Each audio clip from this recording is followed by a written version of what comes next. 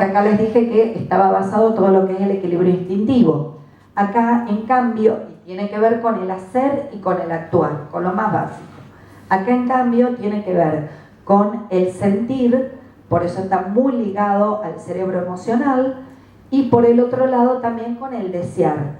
Y aquí se puede instalar el acercamiento hacia un otro, ya no a nivel sexual, estrictamente para la reproducción, sino a nivel del deseo sexual. Quiero estar con tal persona determinada y no con otra. Bueno, y también tiene que ver con la motivación, este tipo de cerebro. Y después, por último, tenemos el neocórtex. El neocórtex tiene aproximadamente como si fuera la piel de una fruta, de finito, unos 2,5 milímetros. Y allí residen más de 30.000 millones de neuronas. Aquí sí está. Es el cerebro que lo tenemos, por supuesto, los humanos, y que tiene que ver con el triunfo de la evolución humana, porque nos permite pensar, hablar, y por otra parte, como si fuera poco, también nos permite conformar sociedades, culturas, tecnología, etc. Y tiene conciencia también, por eso que la pasamos tan mal, y puede poner el presente, es decir, viajar del pasado al futuro, y muy pocas veces tomar conciencia del tiempo presente. Bueno, por lo general, ese neocórtex, que es el último del que hablamos, se divide en un hemisferio izquierdo y un hemisferio derecho. La próxima. En ese hemisferio izquierdo y derecho, como vemos, por eso ponemos la figurita de Albert Einstein, está relacionado con el lenguaje escrito, el lenguaje hablado, el razonamiento, la habilidad científica y el control de la mano derecha desde lo motor. Mientras que el derecho está relacionado con todo lo que tiene que ver la perspicacia, la percepción tridimensional, el sentido artístico, el sentido musical. En síntesis, el hemisferio izquierdo es el que es lógico-matemático, un poquito antes. Lógico-matemático es el no verbal, es el verbal, es el que nos ayuda de alguna manera a percibir las partes de un todo, y es el que es más rígido. En cambio, el derecho, por supuesto, tiene que ver más con la creatividad, por eso la figura tiene que ver más con la creatividad, con, por otra parte, la flexibilidad para realizar ciertas cuestiones, y si bien es el hemisferio no verbal, nos permite leer entre líneas. Ahora sí, la siguiente. Bueno. Esto que está explicando Belén tiene su correlato en la diferencia entre los cerebros de las personas neurotípicas y las personas con autismo. Hablamos de un concepto muy lindo que es el de autismo como cultura, y es entender que los cerebros de estas personas, y obviamente toda su personalidad, va a ser diferente, y esto implica que no sean defectuosos, sino simplemente diferentes. Si hacemos una analogía, ¿conocen la diferencia entre una computadora de Windows y una de Mac? Estructuralmente son iguales, el cableado es el mismo, los componentes son los mismos, todas tienen una pantalla, un teclado, un mouse, pero lo que cambia es la forma en que está diseñado el sistema operativo. Entonces, las dos van a producir resultados similares porque tienen estructuras similares, pero el procesamiento que se va a hacer de la información va a ser diferente. Y esto es más o menos para poder entender de qué se trata el concepto de autismo como cultura. Hay diferencias en el cerebro, el cableado del cerebro es diferente, pero estructuralmente son bastante parecidos. Ahora igual después en unas diapos vamos a ver eso un poquitito. Esto voy a tratar de ir más rápido por un tema de tiempo. Bueno, esta figura que ven acá es de una neurona, evidentemente, que saqué esta fotografía, es de la Plaza San Martín de Mar del Plata, de la Feria de Artesanos, para que vean la importancia por ahí de lo que tiene que ver con la... Me llamó muchísimo la atención, la saqué el año pasado. Entonces, bueno, eso es una neurona. Y después, por otra parte, bueno, por eso es la vedette que ilumina la temporada, sin ningún lugar a dudas. Y por el otro lado tenemos el gigante dormido, que son otras celulitas que están cerca, que se llaman células de la glía, que si bien antes se creía que solo servían de sostén para esta red de neuronas, Ahora se sabe que cumple una función típica, sería de, por un lado, de basurero, es decir, comen de alguna forma todas las sustancias que pueden llegar a ser tóxicas para el cerebro. Y por otra parte también son las que movilizan de alguna manera a los neurotransmisores. Bueno, seguimos adelante. Las neuronas se unen entre sí formando redes neuronales y esto es un poco lo que se llama el cableado neuronal. ¿Seguimos? Bueno, esta es una sinapsis. Lo que vemos en una sinapsis es el cuerpo de la neurona, le sigue su axón, que es eso largo que ven ahí, y cómo se conecta con otra neurona. En este tipo, digamos, de unión o comunicación entre neuronas, vamos a ver que se realizan de dos formas distintas, en forma química y en forma eléctrica. Bueno, vamos a pasar a la otra diapo porque por ahí se ve, ahí está, más grande. Bueno, el impulso eléctrico llega, se encuentra con ese terminal nervioso que ven arriba, eso se llama neurona presináptica, es decir, está antes de la sinapsis, que es ese espacio que ven en el medio. Después viene la zona posináptica o neurona posináptica. Entonces, llega el impulso nervioso, se contacta con esas vesiculitas que ven ahí, redondeadas, que en su interior ven que tiene como pelotitas. Esos son los famosos neurotransmisores que tanto se habla. Bueno, esos neurotransmisores los que constituyen verdaderos moduladores del sistema nervioso. Bien, son liberados a ese espacio y después encontramos receptores que son específicos para cada neurotransmisor, es como si fueran llavecitas y cada una de las cerraduras para cada llave diferente.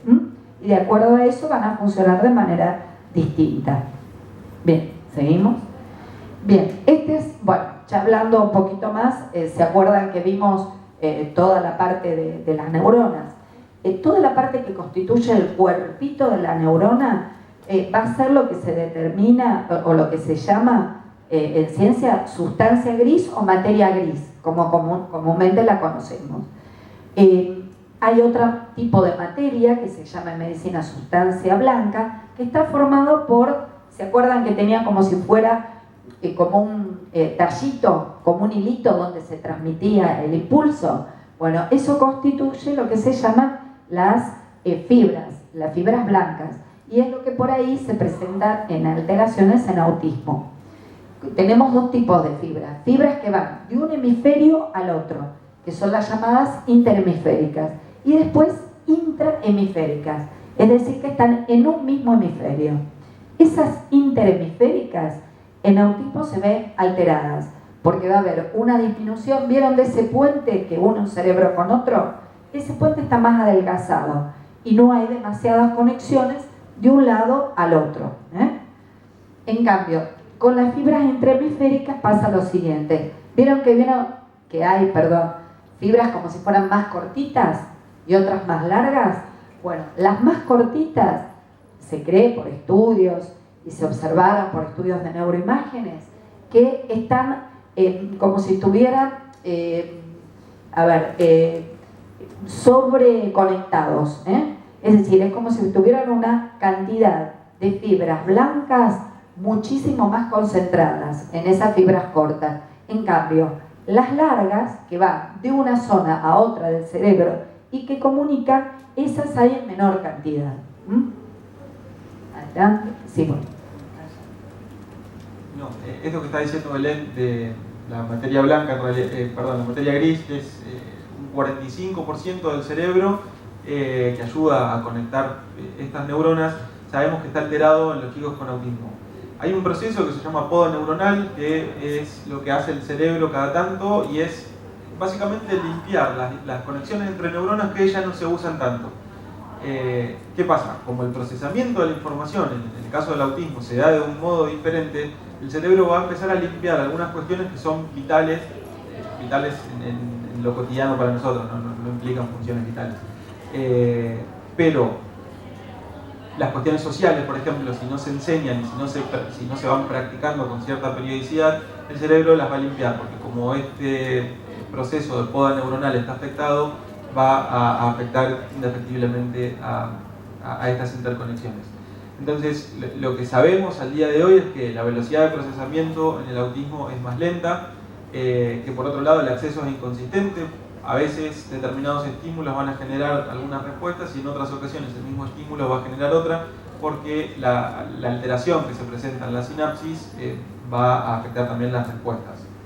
Y otra de las hipótesis es que los intereses restringidos se deben a un exceso en estas interconexiones. Sabemos que cuanto más se realice determinada cuestión, más se va a afianzar la sinapsis entre las neuronas.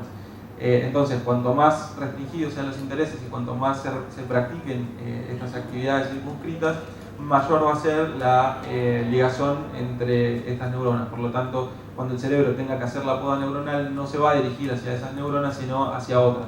Y a lo mejor esas otras hacia las que se dirige tienen que ver con la socialización o con cuestiones básicas que afectan al desempeño cotidiano de una persona. Me hiciste acordar algo que me había olvidado de decir con respecto a esto, ¿no? Fundamentalmente lo que dijo Ramiro en cuanto a los periodos en que hay mayor, digamos, aceleración y crecimiento de esa sinapsis, hay varios periodos que son críticos. Me había olvidado y me parece que es importante. El primer periodo crítico de aceleración es en el primer trimestre del embarazo, que ahí aproximadamente hay unas 2 millones de neuronas que se están conectando. El segundo periodo crítico, eso tiene que ver con aceleración y crecimiento, ese periodo. Después tenemos otro periodo crítico que es en el último trimestre del embarazo, es decir, séptimo, octavo y noveno, en donde ahí sí hay crecimiento, pero además de haber crecimiento hay poda. El concepto poda es directamente un concepto científico, no tiene que ver con un concepto gráfico que estamos diciendo nosotros, sino que realmente se toma así, como poda neuronal, y eso está genéticamente determinado. Es decir, nosotros venimos con la información para realizar esa poda neuronal. Si esa poda neuronal no se realiza, esa zona va a quedar como si estuviera sobredimensionada. Por eso muchas veces se cree que esto tiene que ver con algunas áreas, como dijo Ramiro, de intereses restringidos en los cerebros autistas. Entonces, ese es el segundo periodo crítico. Después sabemos que los chicos aproximadamente a los 3 años de edad ya van a tener el doble de neuronas que un cerebro los adultos. Y entre los 5 y 6 años, cuando ya empiezan, digamos, la escolarización formal, es decir, un primer grado, hay un aumento de la densidad neuronal. Entonces, con esto sabemos que los primeros 5 años en la vida de un niño son críticos. Son críticos porque ahí es donde vamos a tener mayores aceleraciones en el crecimiento y las podas que están programadas. Menos mal que me acordé. Por eso hacemos tanto hincapié en la detección temprana. Exacto. Cuanto antes podamos detectar algún caso o podamos realizar un diagnóstico del espectro del autismo, antes vamos a hacer una intervención y va a ser mucho más significativo para este cerebro que todavía es superplástico. Exacto, por eso es tan importante la detección precoz. Pero no, de la anterior sería que ahora... rápidamente, neurogénesis es el aumento de neuronas, así directamente, la formación de nuevas neuronas. Ahora se sabe que el cerebro continúa teniendo este proceso, ¿no?, de nacimiento de neuronas. Esta neurogénesis principalmente va a estar estimulada por 3 cosas que son importantes, y son la dieta, el sueño y las actividades aeróbicas. Todo esto estimula el crecimiento neuronal para cualquiera de nosotros. Y el otro concepto que tiene muchísima importancia, por lo que estábamos hablando con Ramiro, es el concepto de neuroplasticidad. Y este concepto está asociado, este es génesis de neuronas. Acá en cambio es, una vez que está establecido todo el patrón o configuración neuronal, lo que se sabe ahora que ante nuevas experiencias que tienen que ver con el entorno que nos rodea, ese cableado neuronal se puede ir modelando las veces que sea necesario. Esto también para todos, pero bueno, hay que tener en cuenta que esa neuroplasticidad va a ser mayor en nuestros primeros 5 años de vida. Entonces por eso es fundamental. No sé si me olvidó de algo. Bueno, rápidamente, ¿por qué se contagia el bostezo? ¿Alguien sabe? No, seguramente no. Bueno, pasamos a la siguiente. Ahora es cuando tienen la libertad tratá de poder bostezar tranquilo porque... Claro, ya sabe, no pasa nada. Es decir, aparte es un concepto lindo en el fondo. Bueno, este científico de la Universidad de Parma, Giacomo Rizzolatti, en el año 96, estudió un grupo de simios, le colocó electrodos y a su vez estaban conectados estos simios a un resonador, estaban siendo observados y a su vez tenían estímulos eléctricos en determinadas zonas de su cerebro. Él investigaba cada vez que los monos tomaban un maní o una banana, qué zonas del cerebro se activaban. Por ahí, como todo en medicina y de casualidad, entra un colaborador de Rizzolatti, toma una banana, la come y en ese momento observaron que el aparato empezaba a sonar. Cuando empieza a sonar, lo que podían llegar a ver era que se estaba activando el cerebro del simio por una acción que estaba cometiendo en ese momento el operador, que era llevarse a la boca la banana. Con lo cual, bueno, esto fue el inicio, de alguna manera, de la teoría de las neuronas en espejo. ¿Y por qué esto? Básicamente porque el mono, por supuesto que replicaron el experimento varias veces más, como se hace en ciencia, ¿no? Para ver si esto era posible. Y a partir de esto se pudo saber que, por supuesto esto después se estudió en humanos, pero se pudo saber que gracias a las neuronas en espejo nosotros tenemos la capacidad de poder adivinar la intención del otro. Por eso muchas veces cuando uno ve observar algún movimiento ya sabe lo que va a ocurrir. Y por otro lado también podernos poner en el lugar del otro, y poder entender qué le ocurre. Por eso tiene, sentido para nosotros el cine, lo que hace un mimo, porque lo podemos interpretar gracias a estas neuronas en espejo. Y por eso nos ocurre lo que nos ocurre con el bostezo. Bueno, sí, ahora seguimos. Bueno, las neuronas en espejo entonces principalmente nos ayudan a comprender el concepto de empatía, que es la capacidad de ponernos en el lugar del otro, ya sea desde las emociones y los sentimientos, como también de cuáles son sus intenciones. Y por otro lado, también nos permite conocer, la siguiente, lo que tiene que ver con el aprendizaje por imitación. Aprendemos por imitación, así que a no decirles más a nuestros hijos lo que tienen que hacer, porque no nos van a escuchar, ya que somos animales ópticos, aprendemos por lo que vemos y no por lo que escuchamos. Eso hay que tenerlo muy en cuenta. Bueno, ahora sí. Bueno, lo que sabemos también es que como hay diferencias en los cerebros y el procesamiento es diferente, a diferencia de la mayoría de nosotros que tenemos todo el tiempo una vocecita en nuestro cerebro que nos está hablando y que nos va guiando, las personas con autismo no la tienen, sino que el pensamiento es más de tipo verbal. Y es algo así como si entráramos en el motor de búsqueda de imágenes de Google, uno pone una palabra y empiezan a aparecer un montón de fotos referidas a ese concepto. Algunas son la representación literal y otras son conceptos asociados que no tienen mucho que ver. El cerebro de las personas con autismo procesa la información de una manera bastante similar a esto. Es por eso que son tan literales, que no pueden comprender metáforas, dobles sentidos, y por eso es que cuando nos comunicamos con ellos tratamos de ser lo más literales posible, de usar poquitas palabras para que los conceptos se asocien y se puedan comprender de un modo más efectivo.